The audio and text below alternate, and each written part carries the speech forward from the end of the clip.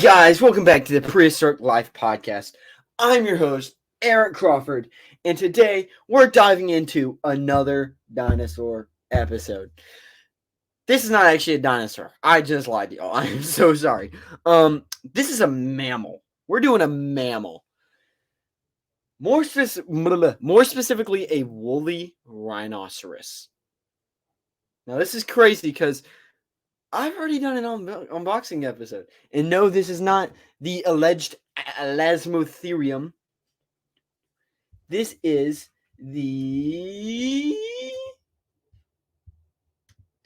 Coelodonta. Coelodonta. Boom. The fossil crate skull makes a reappearance. Check that bad boy out. Now, as you see, I do not actually have a picture of this thing drawn. This is because I have other visual aids that I will be using. I will eventually draw a picture in there, probably like the day after I record this, or whenever I basically get a chance to draw a picture in. But I will draw a picture in this. This is the Coelodonta episode. So here is the prehistoricwildlife.com synopsis, I guess. Well, first let's talk about what this thing looks like. So this thing is very just modern rhino with fur. So it's got the two big horns like a modern rhino. It's kind of got like a little nose area like a modern rhino. Rhinos have that. They got the weird like stumpy feet like rhinos. They got the tiny tail. They got the weird like, I don't even know what you call that. Like curved ears like a modern rhino. They got the back hump like a modern rhino that kind of goes down. They're very like wide like a modern rhino. This one's a male. But the main difference with this one is that it is covered in fur. If you guys didn't get that, because it is the Ice Age. So yeah. So this thing would go about 6 to 7 feet tall at like the shoulder. It weighed about 1.5 to 3 tons, and it was about 18-ish feet tall. It is a herbivore, and I guess I'll turn him this way so that he stays. It is a herbivore, but it is a medium megafauna herbivore. Its fossils were found all over Eurasia. If you don't know what that is basically supercontinent. Because if you look at a world map of nowadays, Europe and Asia are just connected, and there's kind of just like a mystery line somewhere that cuts them off. But this thing lived in basically Europe and Asia, so its fossils are kind of found in both. It often lived in herds like modern rhinos. Like I said, it is a megafauna. Lived in herd like modern rhinos. One of the most commonly represented, quote unquote, Ice Age mammals. Resembled the large rhino that we know today from Africa, completely covered in fur, although completely covered in fur over its body. One large horn and one small horn, like modern rhinos, for defense. And it was named by Brown in 1831. Multiple specimens, including animals that have been completely preserved in ice, so like permafrost, things like that, preserved. So the full body and not just bones are preserved. So we have like fur and things like that, if that makes sense to you. Yeah, Coelodonta is the most commonly represented Ice Age mammal, yet surprisingly, it often only gets a name mention. So I would assume above it would be like mammoth or Smilodon or saber-toothed tiger or something like that would be like slightly above it. But then it's like woolly mammoth, woolly rhino, Smilodon, things like that.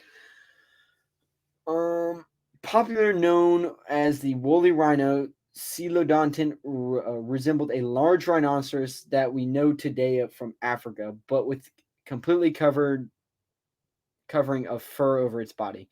This was the main survival adaptation. Coelodonta was inhabited most of Europe, Asia, and over 2.5 million years old. 2.5 million years old. So this thing lived from the Pliocene of the Pliocene to the early Holocene. It did live in the steppe grasslands of Eurasia, which is that supercontinent. So it lived in like kind of like a Mongolian type situation, where it's the steppe, but it's also like grasslands. Lived at a time that saw a series of glaciers across the northern hemisphere that saw sheets of ice sweeping over much of the land to receding back before covering the land again. This toing and froing of the ice sheets, combined with the colder climate that caused much of the lower soil depths to be permanently frozen, created vast expanses of frozen plains that were covered in grass, intercepted with low-growing vegetation, and it is the ecosystem that Coelodonta and Woolly Rhinoceros seems to have been most adapted to. As with many similar herbivores, the woolly rhino had sharp, incising teeth at the front of the mouth for mushing molar teeth at the back. Between these two sets of teeth was a gap called the diasteum, something else that is common amongst herbivore mammals. So, like I said, low-growing plant, so its head was probably more down. Even this one, its head should be like this. So if you're like looking at it, it's not upright like this. It's like this, kind of. Also, I mean, if its head like this and it has to use its horn, it would have to go all the way down. But if it's down here, it just goes. If that makes sense to you.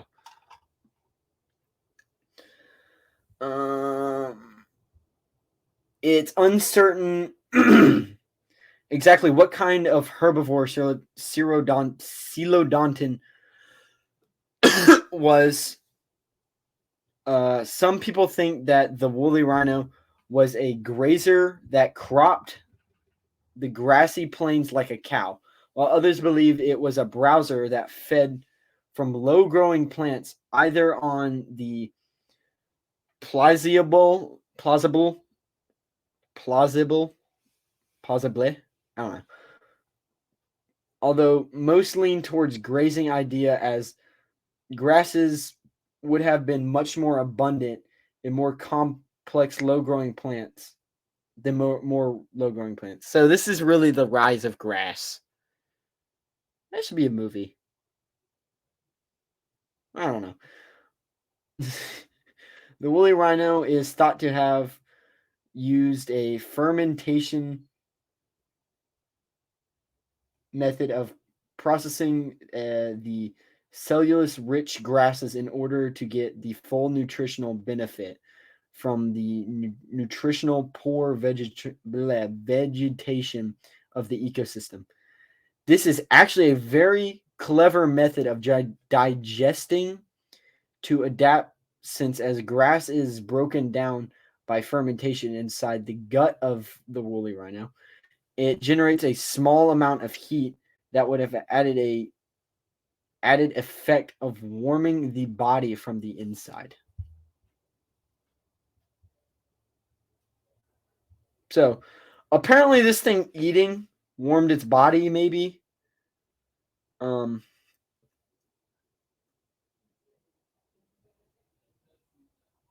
Yeah, like I don't really know how that works. That's personally not something I would know. It's talking about load. And if y'all are really interested in getting like the full part of this, because I'm kind of just skimming over some of this stuff, you can just go to Prehistoric Wildlife, look up Coelodonta, or woolly rhino. Probably Coelodonta would be better because there are other woolly rhinos like Elasmotherium. But yeah, just go look at that.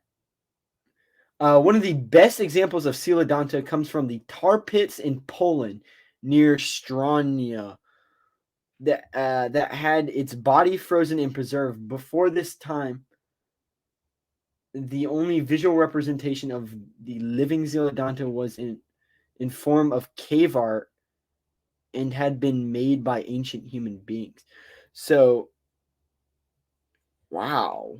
This thing, humans probably hunted these. That's wow. Honestly, that's kind of crazy. Cuz I mean, wow, like we kind of you look at it today and you see poachers and things like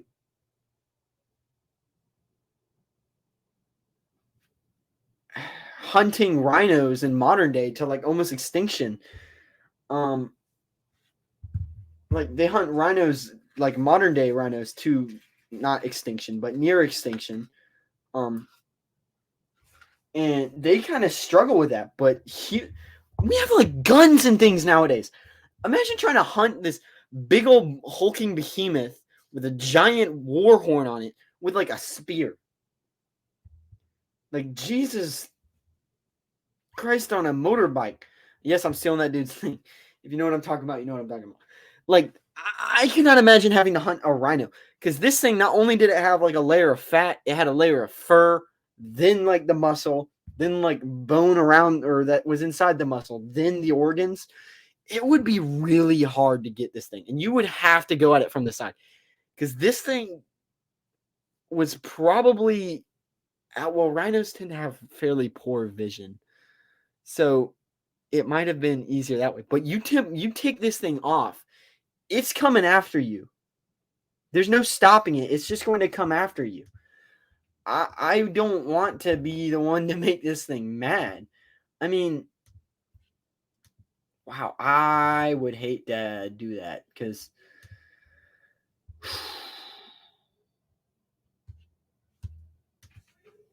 this thing probably did have poor eyesight like modern rhinos, but I would not come at this thing from the front. I would have to come at this thing from the side and stab like into its side. But that's where all the like fur, most of the fur and the muscle and the fat is. So I don't really. So maybe like the neck, the jugular, like Smilodon did. Oh wow, I don't really know how you'd come at this thing. You get somebody distracted up front, and you get like 8 or 9 other dudes and just start poking at it from the side or in the neck. So this is the Coelodonta Woolly Rhinoceros sound effect. I don't really know where this is coming from, but it's only 56 seconds long. So let's go ahead and play this.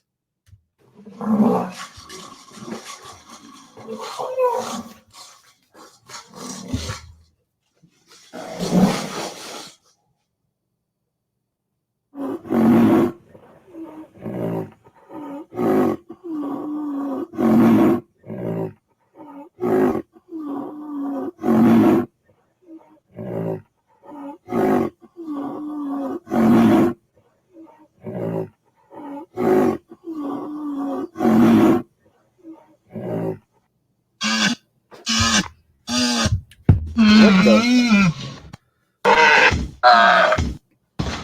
Was that a burp? That's it eating.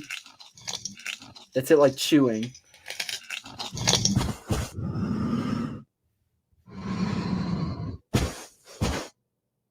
So yeah. So when I actually looked this up, what did Coelodonta look like? The sound effects of Coelodonta are that of rhinoceros sounds as well as bison, buffalo, bull, cow, and horse. Horse Jurassic Park Triceratops sound effects. I have no idea what that last one means, but the other ones make sense. So this thing probably just sounded like a rhino, bison, buffalo, bull, cow.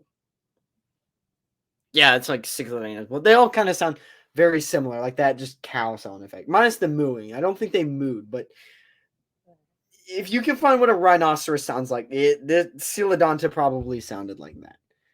Just in all fairness. Because this thing, it's really cool. Do not get me wrong. I love this thing. This thing is really cool.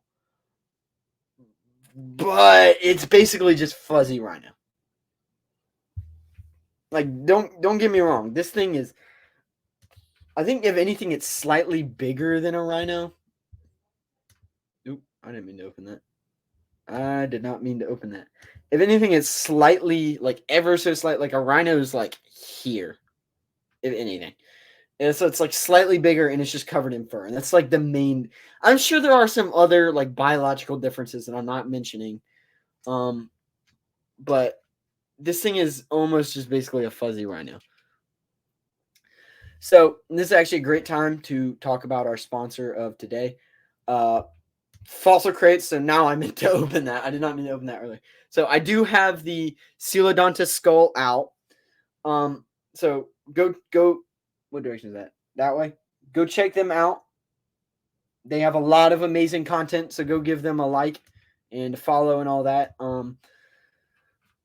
I love their content. They have a lot of amazing stuff. And while you're checking them out, if you do want to go to their website, which I do suggest you check out, if you decide to get a crate from Fossil Crates, so this is just the ultimate Allosaurus crate. I'm not getting it yet. But if you use code Prehistoric Life, even if you put Prehistoric Life Podcast, I'm sure they'll accept it. You will get, hey, where'd it go? You will get a Velociraptor claw. I found it. Hang on. Let me get out of the little baggie. You will get a free Velociraptor claw in your crate. If you watched my The Day the Dinosaurs Died crate unboxing, you will see I got this in there because I use code Prehistoric Life. So use code Prehistoric Life and you will get a free Velociraptor kill claw. And it comes with the little thing in the back. He just pops it in there with the other things. So, yeah, just go use code. Oh, wait, I've had this open. Use code Prehistoric Life and you will get that free Velociraptor kill claw. So, back to the show. So yeah, this thing, amazing horns. I would love to have a real horn of this thing. If you guys do remember the what was his name? Rex Creek Discovery. Sorry, I was blanking on his name. If you remember the image that I used to promote that, I think that was one of these things. It was a Woolly Rhinoceros skull, which was really just awesome, and I really want to go see. So I'm going to have to go out there and go visit his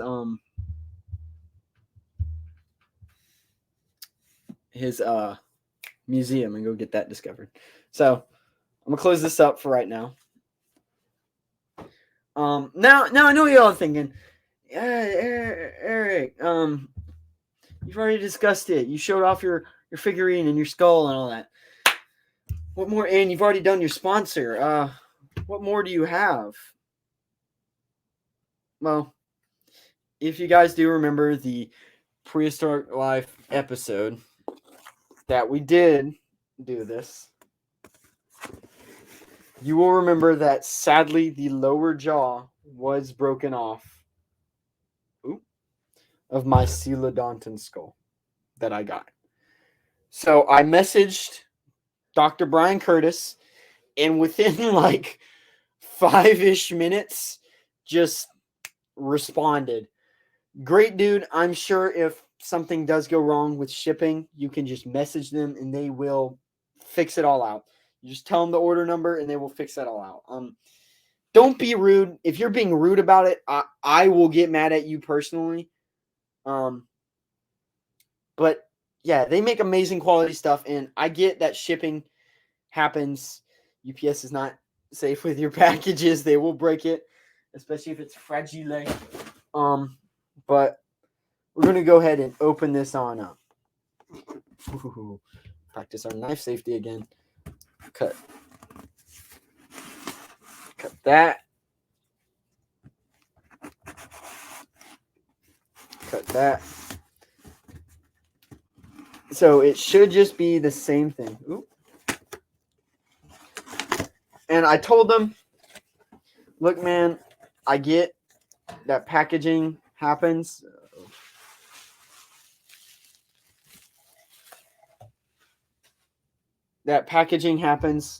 But also I glued it like a real paleontologist would. Because in the field, you don't get to buy a replacement fossil. So I glued that sucker up like you would a fossil that was broken. So we're going to take it out of this box. There's the empty box. They open this one's not broken.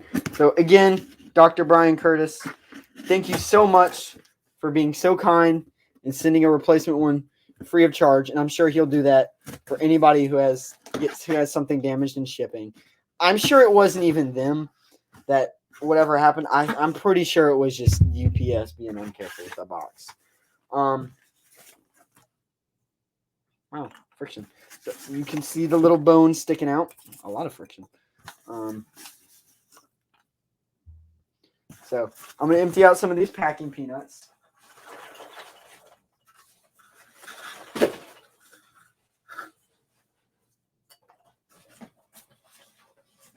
Ah, yes.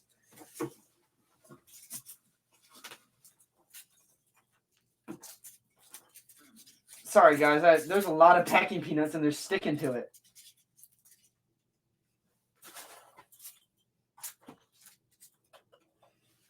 Come on. Get out.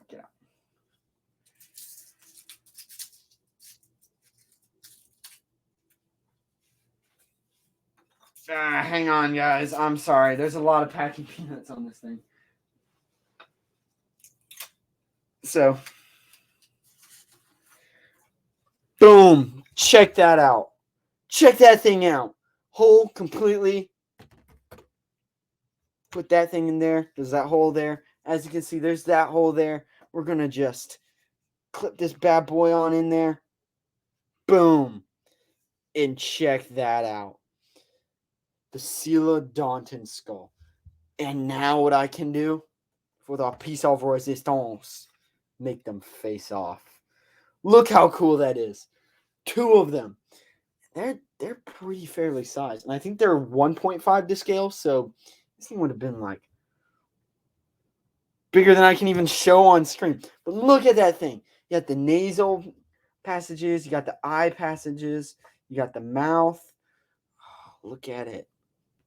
You got the big old horns. They're even like, you can tell where the horn was like chipped on the original fossil. Oh, that's so cool.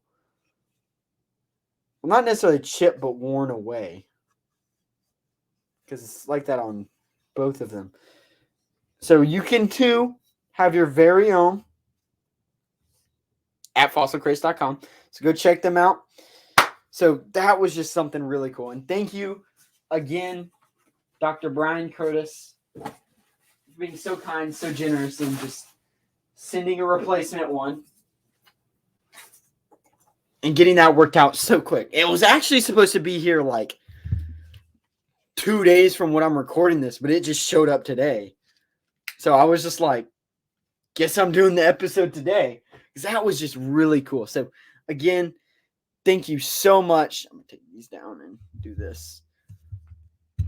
Thank you so much for sending this as a replacement. Make them face off just like you suggested.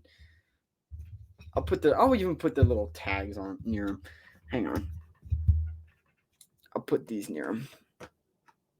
Yeah. Look at that. I'll even put the full one up here just for funsies. Look at that. Ah, that's so cool. So this has been the Coelodonta episode. I'm your host, Eric Crawford. This has been Prehistoric Life Podcast. Remember, use code Prehistoric Life for any crate to get a free Velociraptor kill claw. Do it. Just do it. Little Shia LaBeouf reference. And remember, that's not the right one. Go check out the Instagram. That's where I have that open. That was actually last episode, but yeah. Go check out the Instagram. That's where I post all additional content, like stuff like this, where I talk about interviews, and like this, where I post actually like this, dinosaurs of the week and other unboxing things, just additional content like reels about what happened throughout the year, like interviews and mile markers and just things like that. So go check that out. I got a lot of additional content on there, so just go check that out. I mean, and from while you're checking stuff out, you might as well also, I'm gonna lower this a little bit so y'all can look at that a little bit better. Look at the detail on those things. Go check out the YouTube as well, because I try to post everything a little bit early. Well, there's Sky Dinomancer. Yeah, there's Sky the Dinomancer, so that's pretty cool. Go check out the YouTube. As you can see, yeah, the Woolly Rhinoceros. I don't know why that's sideways, but it actually looks pretty cool, so I'm going with it.